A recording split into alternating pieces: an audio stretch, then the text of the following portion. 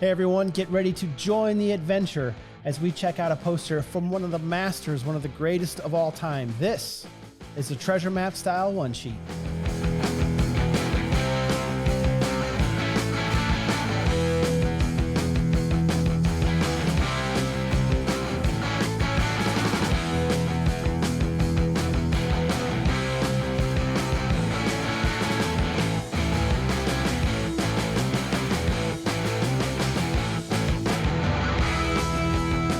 Okay everyone, here it is, the treasure map style one sheet.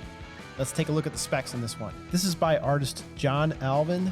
The size is 27 by 41, and this is for the first release of the Goonies in the US. Now, the story of this poster goes, Steven Spielberg, who wrote the story for the Goonies, requested that John Alvin produce a poster for the release, even though the studio had another poster in the works by one of the greatest of all time, Drew Struzan. That's the hanging style one sheet, and that's a really famous poster. Which one's better? I'd leave that up to you to decide. They're both fantastic. And the studio did not want certain elements revealed in the poster.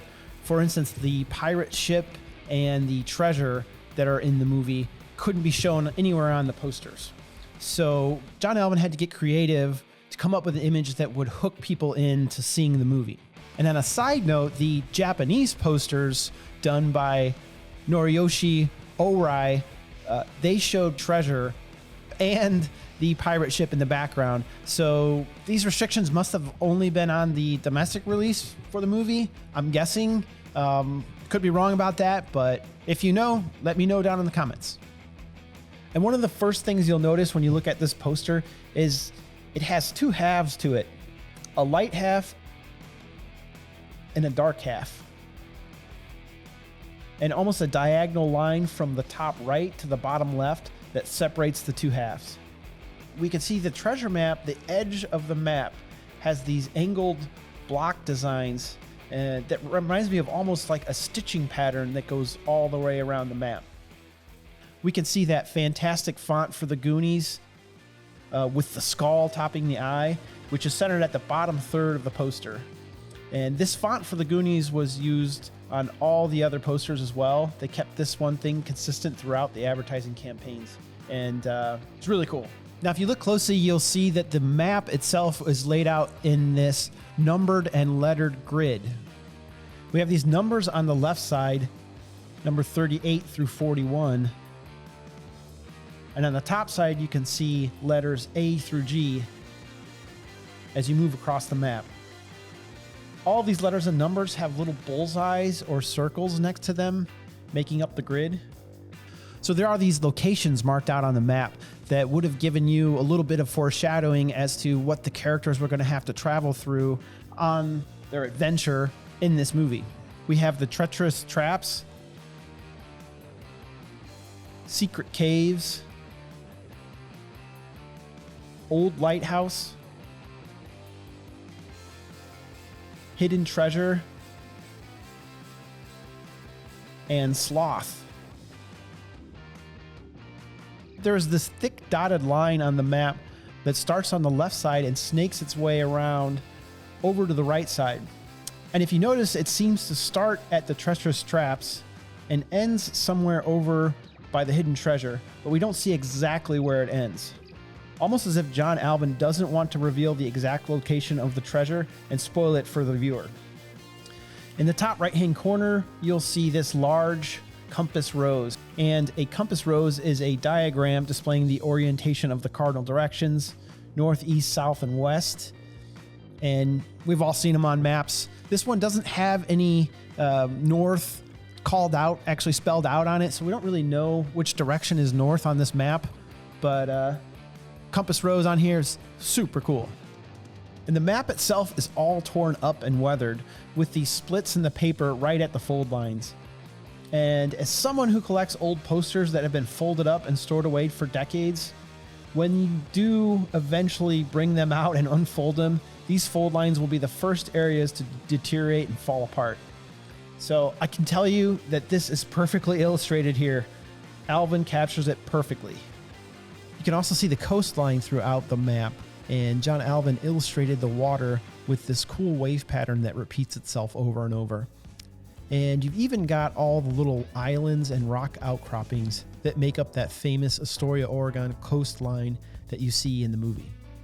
So if you had walked by this poster in the theater back in 1985, this is something you probably never would have picked up on unless you really studied in on it. All these little details that John Alvin put into the treasure map that make it feel like it could be an actual authentic treasure map. So cool.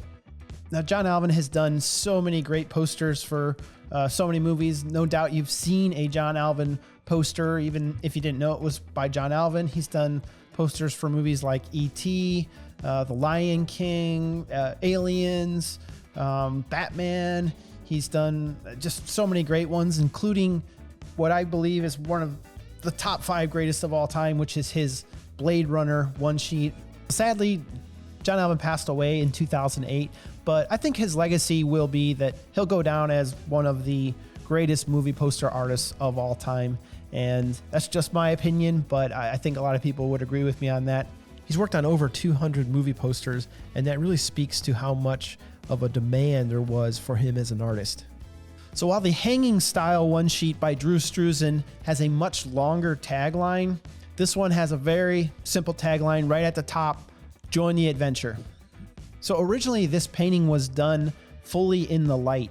You could see all the little details on the rocks, all the colors of the kids' clothes really clearly.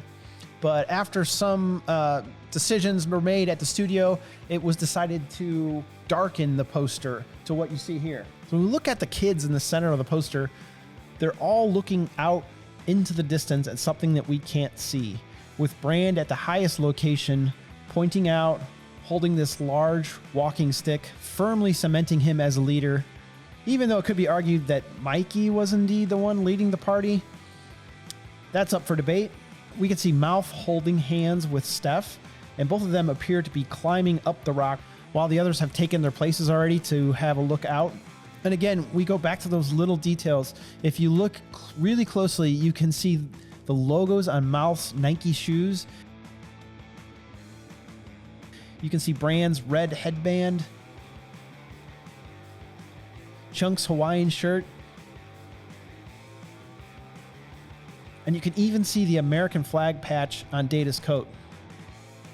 So John Alvin was a master at bringing light into his artwork, and this poster is no exception. There is this dark blue light hitting the characters from the back, and this warm white light hitting the characters from the front and from the lantern that Chunk is holding. It illuminates the edges of each of them, and if you stand back away from the poster, you get these great silhouettes of each character. Then when you move in close, you can see all these little details. It gives you multiple ways to look at this poster. So this is what a movie poster should be. It really pulls you in and makes you want to see the movie behind the image here. And I think they just don't make them like this that much anymore. What I said about John Alvin and how he uses light in all of his artwork, and you'll see all of this AI generated artwork that really kind of rips off artists like John Alvin, and these AI programs just don't do it right. There's just no substitute for the real thing. It's like if someone trained a computer to play the guitar. Would you pay money to go see a computer up on a stage making guitar noises, or would you rather go see a master guitar player like Joe Bonamassa or Buddy Guy? I think it's an easy choice for me. I want to see something that someone put pencil to paper, brush to canvas, stylus to tablet, and made something by hand. Don't you? So back when I first started collecting posters, I saw this poster at a comic book convention. This was years ago, and the poster dealer that had it, he was selling it for some ungodly price, and it was all beat up. It looked like it had been folded a million times and just all scuffed up. Pieces of it were missing. And he tried to convince me that this was an ultra rare poster, 1 of 10 ever made. So needless to say, I did not purchase from this guy, but after seeing the poster in person, I knew I wanted to find a nice original for my own collection. And it's not ultra rare, but it's certainly not as common as the hanging style one sheet.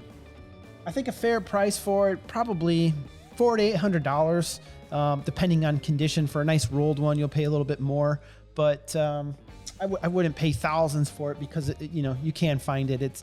It's out there, and it's fantastic. Why wouldn't you want this in your collection?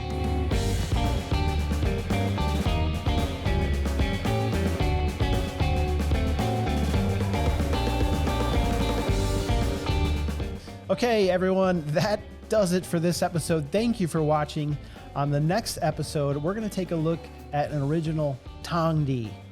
If you don't know who that is, tune in next time. You're not going to want to miss it.